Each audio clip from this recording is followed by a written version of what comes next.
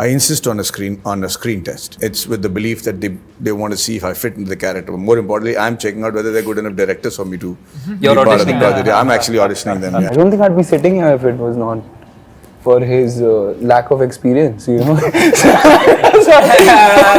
Especially, sir, that night before the first day. Oh man, that is such a it's such a sickening. I don't know what it is. It happens with you, sir. It happens with me all the time. Hello to all of you and welcome. It's great to have you on Film Companion. Thank you so much. Shiv, I want to start with you. You know, not only is this your directorial debut, it's also YRF's first, streaming series on the biggest platform there is, on Netflix. And I imagine with the Bhopal Gas Tragedy, there are a lot of different angles you could have taken to this story. About the injustice, the loss of life, the greed, but you chose to tell a story of humanity and heroes. Played by this, wonderful cast, and you chose to do it over 4 episodes. So, which is a very sort of specific structure and angle into this. So, why did you want to take that approach to tell, the story of an atrocity? When you have a story that compels you, whatever story it may be, it needs to be told. And and I think like that's something that really ignites the flame in a filmmaker to take that story to the world.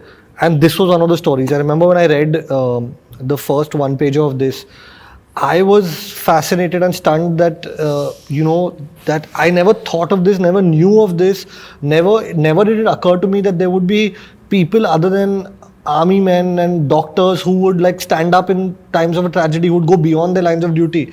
And to be able to tell a story about the darkest night in Indian history through the lens of hope and courage and the human spirit and resilience and compassion and the fact that heroes don't wear capes, I thought it was all just so interesting, and that's where it started. And I thought that this really needs to be taken to our audiences.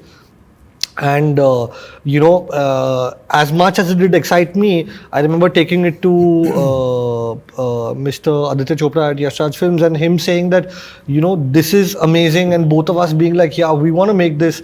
And right at that time, YRF was thinking about getting into the digital space and building this new division called YRF Entertainment, which would look into streaming. And we were looking at our first entry point into this world, and we thought that this would be an amazing story to tell, because we bring our ethos from what we do on the big screen into this world with different stories. And then like every step, like partnering with Netflix, which is going to now take us to which was our intention, that taking Indian stories across the world. And then each step was to take this fantastic story out there.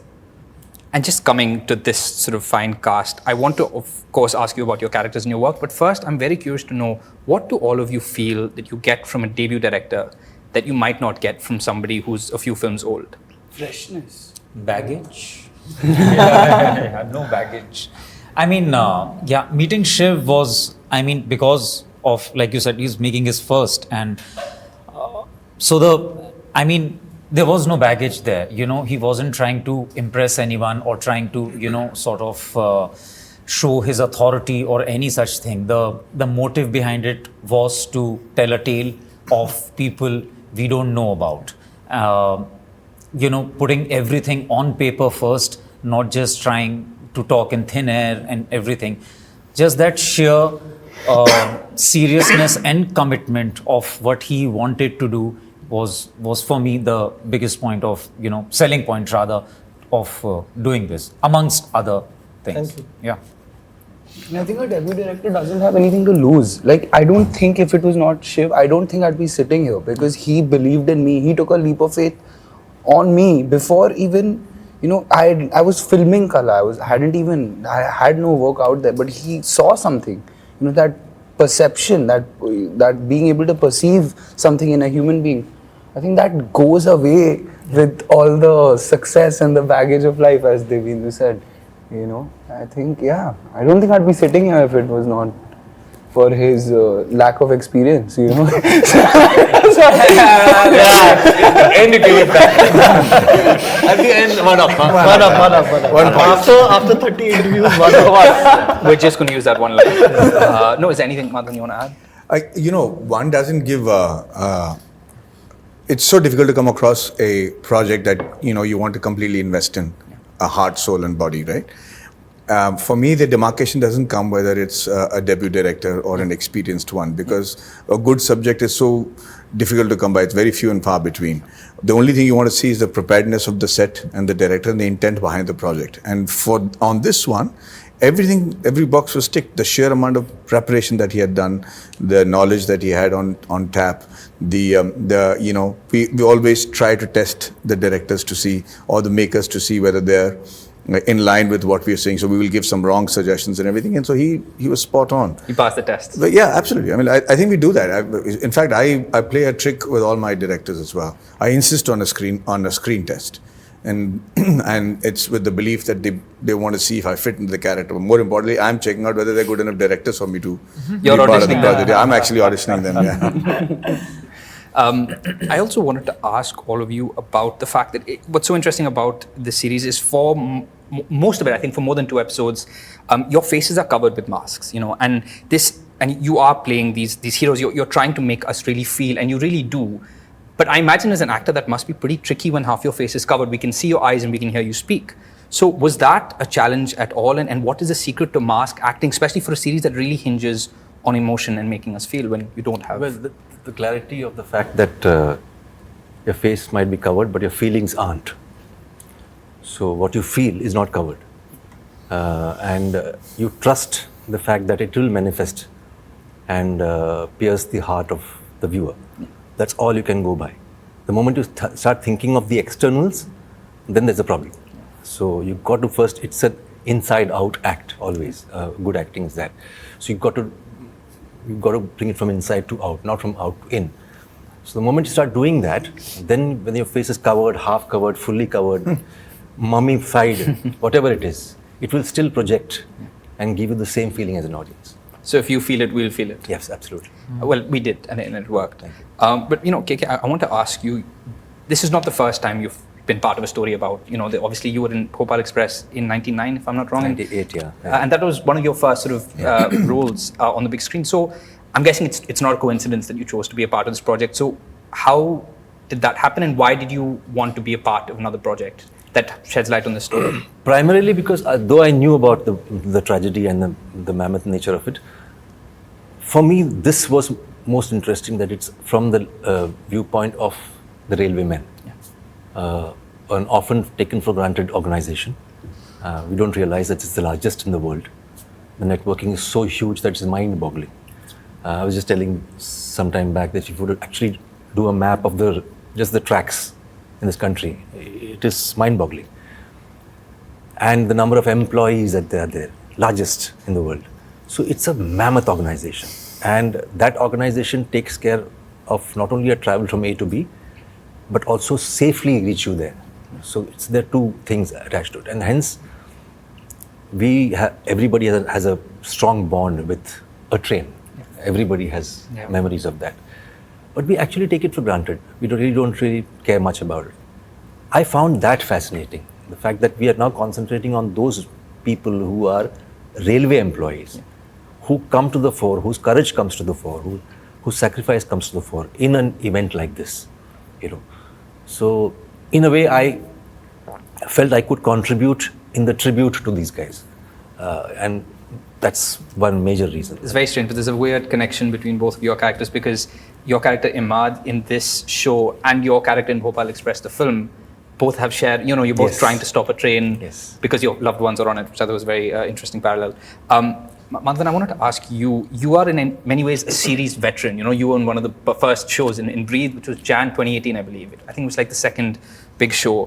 Wow. And then you obviously were in Decouple on Netflix and this one. So I'm curious to know, A, how you choose whether to be a part of a series, and B, how you feel the series space has evolved, and if you think it's as exciting as we all hoped it would have been. Well, when I pioneered it at that time, I was very aware of the power of the streaming platform. Okay, I was very sure it's going to be a major player in the entertainment industry, and thanks to it, we have seen some extraordinary talent that we would not normally seen only in the film industry, right?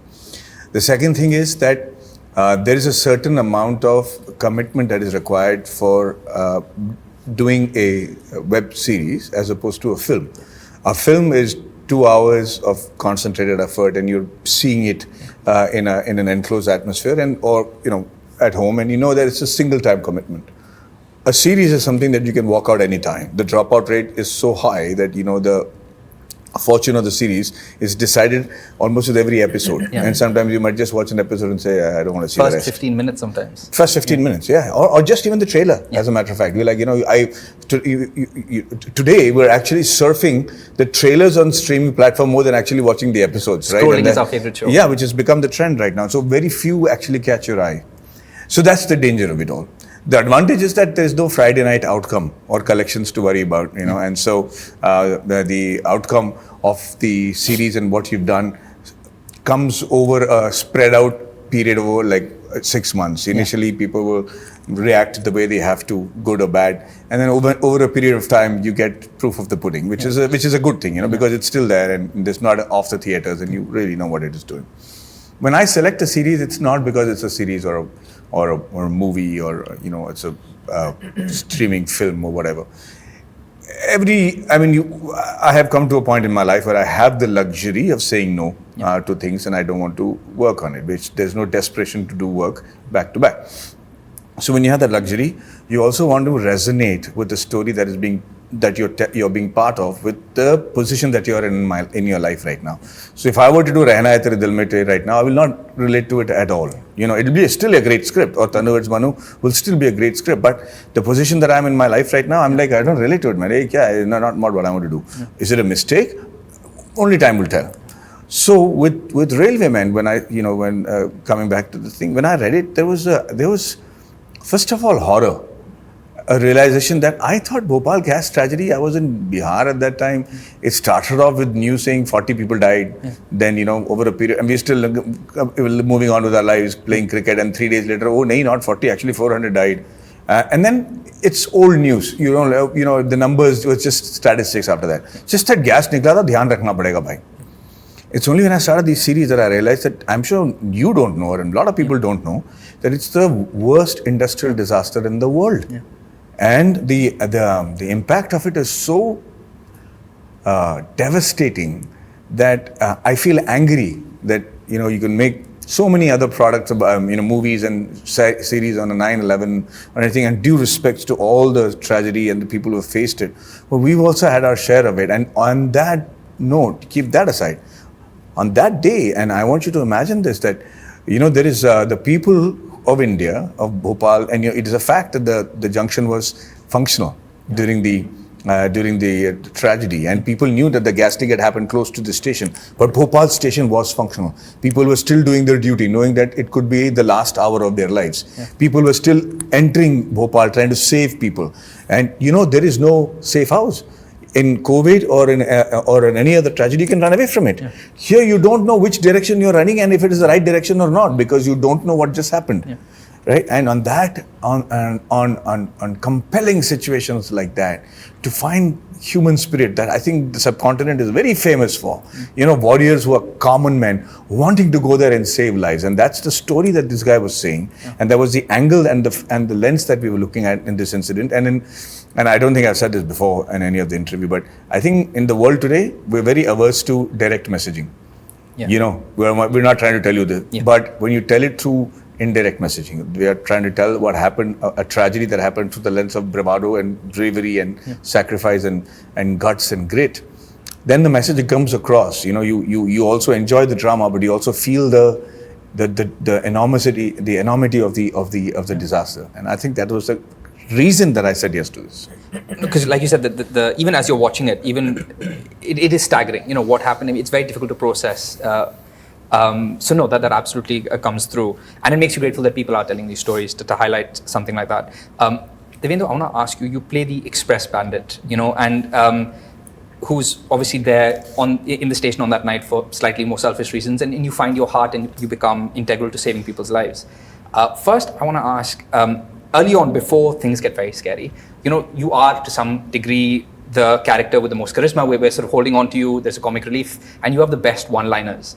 So the first silly question I have to ask you is it in your contract that you have to swear and insult people in every project, or is that just how you've been tagging? Because it's really fun to watch, but you have a long sort of. So do these people? Is this what the fans want? They just want to watch you. I don't know how to answer that, but I don't know, man. If you have a great line, I mean, you might as well take it, you know. The character, like rightly you said, I mean, had a certain kind of charisma and you know the mystery or you know mischief, everything. But yeah, the beauty lies in the change of heart. Him finding himself, you know, at the cusp of this, you know, tragedy, and you know, be one of the helping hands, even when he doesn't really belong there. So that arc really worked for me. To play a sort of dual identity where actually you really find yourself, you know, was even more fascinating for me. So yeah, I was really glad to have a character like this. And there are barely any cuss words. है क्या? One Is it there? cuss words? No. I mean, I guess you call them insults, but the way you take people down, I mean, nobody does it quite like you. So I was just curious to know few that. things Like, comes naturally to me. you've been preparing. You've been preparing for this your whole life. On a more selfish note, as a fan, I have to ask. You know, you are responsible for one of the most sort of memorable and beloved characters of the last few years in Munna. And since then, it feels like, you know, we haven't seen you much till now. So, what is the reason for that? Was it a COVID thing? I'm just curious to know why we don't get to see you more often on screen. It's actually, see, I've never been a very hyper sort of a guy all throughout my career that I have to do project after project after project. I like to take my time off. If only I resonate with a certain kind of project or a character, I jump into it. So I've been doing my bit of work, which is hopefully gonna come out now. Like we shot this like 2 years back or something. We shot this in 21 to 22. Yeah. So and it takes a lot of time, but yeah, man, I don't mind taking time off and you know just take it easy and you know there's no need to rush into things. If he's not insulting, then he just says no. I mean, He just has a control app on the server. I mean, two sweet characters. I was like, I don't relate to them. Well, I hope we get to see a lot more. Babil, I wanted to ask you. You said something in an interview to my colleague Sneha. You said that you think one of your strengths as an actor is you're very instinctive, and it's easy for you to be present. But you also said that it's much easier to do that maybe on the workshop stage. But on set, when 15,000 things are happening at once, it can be tougher. And I imagine on a set like this. This was not that set. Where it's carefully crafted chaos. Yeah, no, but it may seem like, oh, in such a big set, this might be like, he must be so overwhelmed. It was actually the opposite. I went in with the state of mind that I'm going to face, you know, the waves of chaos and I have to, you know, give it my all through that. But the set was built with so much authenticity, and everybody, and everybody that I was working with on the set, every co-actor, every single, even the extras. Now, if I talk about KK sir and Divyenndu and, you know, the Maddie sir, I had one scene with, but I was... Yeah, let's not do that. But so everybody on that set was just trying to get the story to be communicated, right? For the art to flow, right? So there was no competitiveness at all. There was no, yaar, tu kya kar raha hai, you know? Everybody was so considerate of the fact that, oh, how do we get the best out of this person? Or how do we get the best out of that person? How do we, you know, fix the details? So it was the opposite of reaction of that. It was actually an uplifting and motivating feeling, and it was then that I truly saw what I had learnt about art, that there is no outshining, there is only, you know, an individual with another individual, and each individual is getting better as the other individual becomes better, you know. There was that I experienced for the first time on this. But I didn't necessarily mean in terms of competition. I just meant in terms of, you know, you're trying to be present and be with a feeling or an emotion. And when you have so much going on around you, you know, there are dead bodies everywhere and things like that. Exactly. It's that much more believable, right? I just have to let go. All the preparation that I've done for this character, now I just have to trust that preparation will kick in and my instincts will take control. Control as in my instincts will flow. And nature will do what it has to do through me.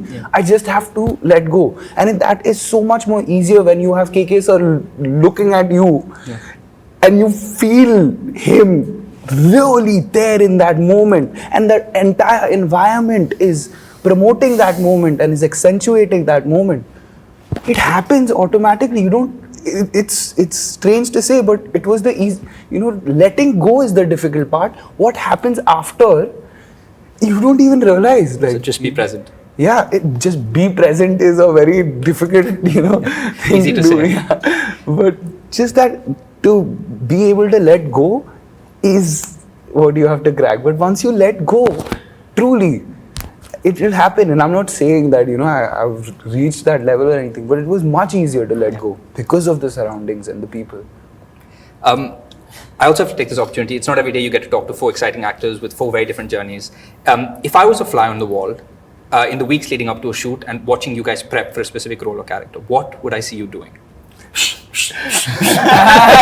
Kill the fly. After that. You would find me sitting with the script and doing nothing. That's my process. I kind of I'm with the text for some time. Then I go play some tennis, come back, do some stuff, again sit with it. So that's my process. So a fly on the wall will find it very boring and will say, "Ye to kuch kaam hi nahi kar raha hai." That's my process. So for me, I feel that the more you're with the script, with the text, at the end of it, the text will give you something and go, which will be a magical thing. So, but you need to be with it, and that's what I do. The result is absolutely not boring. But, Thank you. but yes, for the rest of you, what would we see you doing? I mean, for me as well. I mean, it's all there in the script. You have to find it. What you do is make bridges to reach where your character is reaching.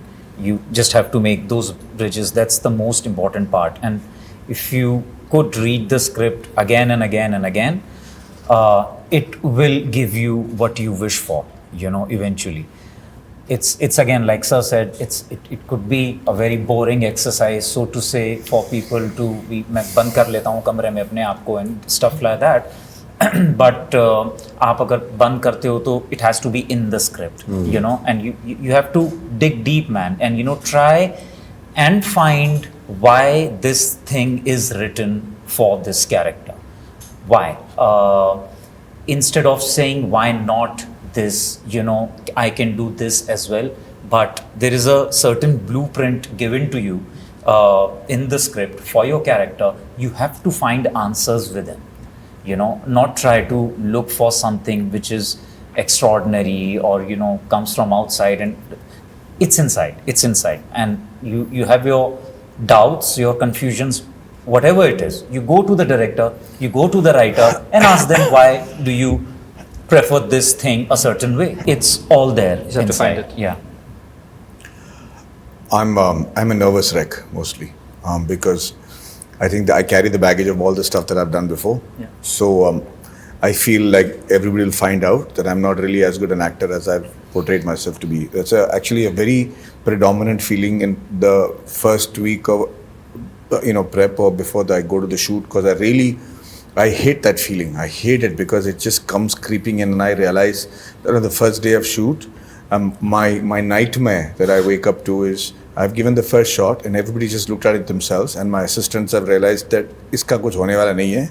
Let's look for somebody else to work with. And I feel really naked. I feel and I hate it. I'm telling you, Suchin, I hate that first shot. So the week prior to that, I try to go away as far as possible from the idea that I'm going to shoot. I do the things that I enjoy. I spend time with my dogs, or I'm playing golf or whatever, just to get me out of that fear factor, because it comes the first day of shoot when I'm driving to the place. My assistants have got used to it because I know they're just waiting for me to yell at them, and it's just and then you go there, you give your first shot, and you're looking for reassurances. Okay, because you know that first shot may be your first shot, but it's not going to be the first shot that people are going to see in the film, and you have to be as good in the first shot as you are in the last. So for me, that is a horrifying feeling. And if you still have imposter syndrome, there's no hope for the rest of us. But I'm not trying to say this for effect. This is truly who I am. I mean, it's just I hate that feeling.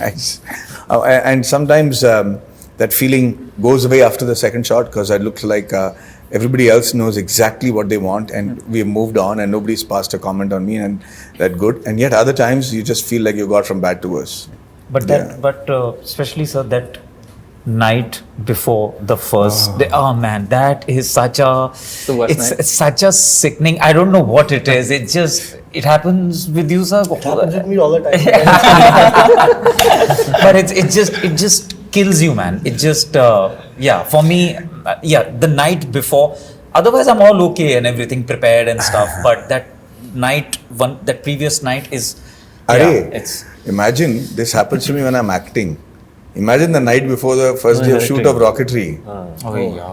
You got 5 different. I didn't come out of the bathroom only, but I'm telling you, it was just, I don't know. I don't. क्या कर रहा हो यार? Director producer. Writer. Oh.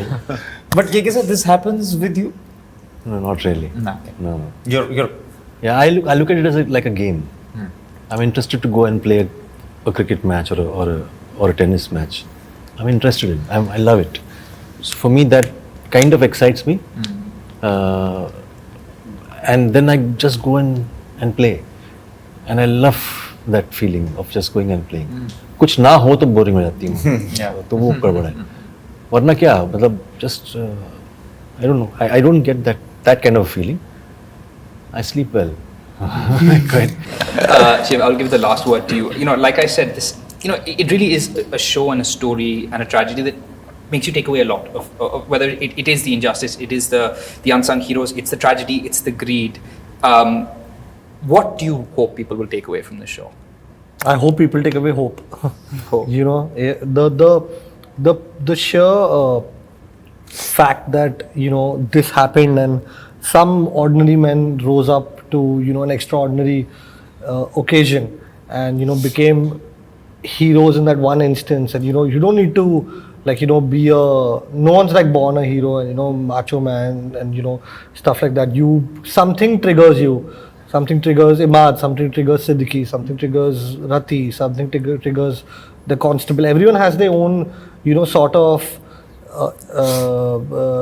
stimuli to act upon it. And I hope like when people watch it, they feel like, you know, Maddie sir says this a lot in, you know, when we've been having these interactions. He says that, you know, like when people watch this, they should understand the importance of the job they do. That, you know, one mistake could cause such a big disaster, and one thing in your spirit could cause that the effects of the disaster be slightly lessened. So, you know, it's something that, you know, moves you in that way. Like I hope like people get that emotion of the show. Well, we could all really use some hope in the world right now. Yeah. So, and also this is such a painful story that really deserves some great storytelling about it. So thank you very much. And I really hope the show gets the audience it deserves. Thank you. Thank you. Thank you. Thank you.